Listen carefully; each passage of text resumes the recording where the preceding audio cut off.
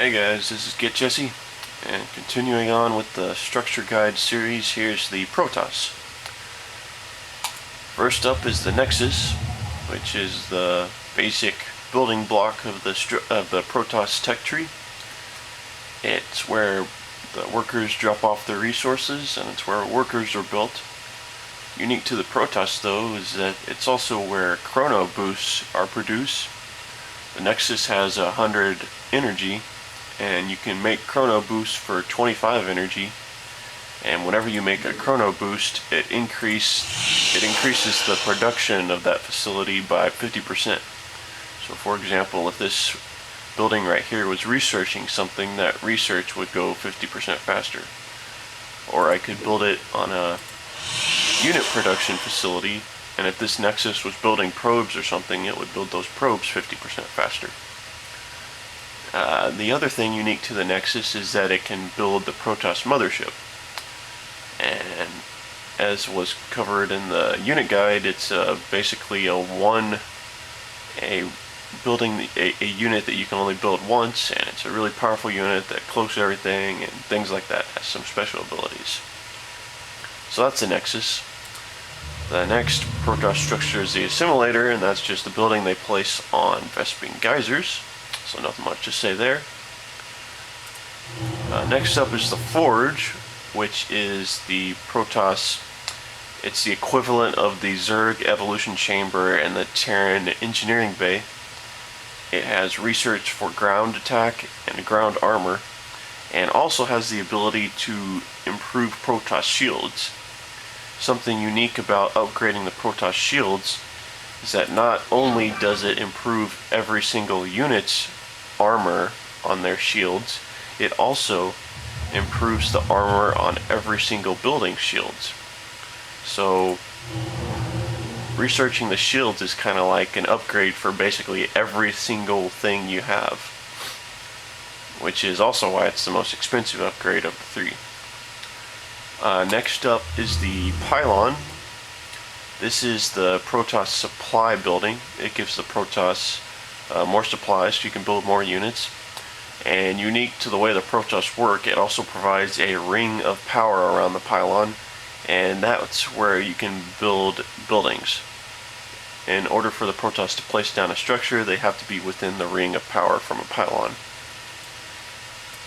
It's usually a good idea when you're building pylons to place them in pairs. That way, if one gets destroyed by the enemy, there's still another pylon there to keep the structures running. It's doubly important to do that when you have photon cannons around, because if an enemy wants to, like for example, if an enemy attacked these photon cannons here, they wouldn't attack the photon cannons themselves, they'd go after the pylons. And if there is just one pylon there, they could knock out all these cannons just by destroying that one pylon. So anyway, it's a good idea to build pylons in at least pairs of two. Okay, so the next structure is the Photon Cannon, which is unlocked after building the Forge. And the Photon Cannon is the Protoss defensive structure. Unlike all the other races' defensive structure, the Photon Cannon is a multi-purpose, do-everything defensive structure. It does normal damage, it can attack both ground and air units, and it's also a detector. So, with those three things combined, attacking ground and air units, and being a detector, it's pretty much all you need for defense. Alright. Next up is the Gateway. This is where the Protoss's basic ground units are built. And the Gateway, when you build it, you first have access to Zealots, and then when you build a Cybernetics core, you unlock the Sentry and the Stalker, and then later on, when you build the Twilight Council, you unlock the High Templar and Dark Templar. And when you research the ability to morph it into a warp gate from the Cybernetics core, then you get the ability to transform it into a warp gate. After you build the Gateway, you gain access to the Cybernetics core, and the Cybernetics core gives you access to all of the Protoss's other advanced tech tree. The cybernetics core gives you access to the air weapons and armor upgrades. It gives you access to the hallucination upgrade that allows your sentries to cast hallucinations. And it also gives you access to the warp gate upgrade, which I've already researched so that I can show off the warp gate. Okay, after you build the cybernetics core, you gain access to the Twilight Council, which gives upgrades to the basic gateway units, the Zealot and the Stalker, allowing the Zealot to charge and the Stalker to blink. And after you after you build the Twilight Council, you gain access to the Templar Archives and the Dark Shrine, which respectively give you access to the High Templar and the Dark Templar at the gateway. And that's pretty much all of the gateway related buildings. And like I said, also you can morph your gateways into warp gates. And what warp gates do is that it's a production building just like the gateway, except whenever you build units, you can build them within the proximity of the pylon power. So for example, if I built a Zealot, instead of him coming out over here by the warp gate, I could tell him to come out right here. And he would quickly warp there. So that's pretty cool. Another thing you can do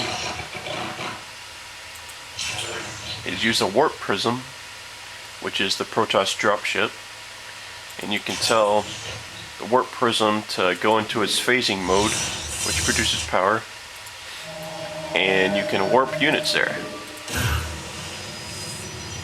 So that's pretty cool also, because you can have a warp prism follow your army around, and during an attack you can tell it to go into phasing mode, and then you'd have a constant supply of units really close to the battle. Okay, next up is the Robotics Facility, which is unlocked after the Cybernetics Core. That's where the Protoss produce all their robot units. You first have access to the Observer, Warp Prism, and Immortal. And then later on, when you build the Robotics Bay, you gain access to the Colossus. And the Robotics Bay is unlocked after you build the Robotics Facility. And the Robotics Bay just has some upgrades for the robotic units. Okay, and last but not least is the Stargate. And that's the building that produces all the Protoss's air units. First have access to the Phoenix and the Void Ray, and then after you build the Fleet Beacon, you gain access to the Carrier. And the Fleet Beacon is unlocked after you build the Stargate. Fleet Beacon has a couple of upgrades, one for the Void Ray and one for the Carrier.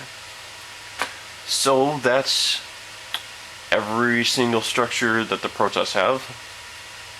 I hope this was informative. And I gotta tell you, I'm really looking forward to StarCraft 2. If you want to see the Zerg and Terran structure guides, you can go to my channel and go to the StarCraft 2 playlist. You can also find my Terran, Zerg, and Protoss unit guides that goes through the different attributes and details about each unit in the same way I've gone through the structures here. So, I'll see you guys later. Subscribe to my channel if you want to, if you enjoyed this video, and I'll talk to you guys later. Bye.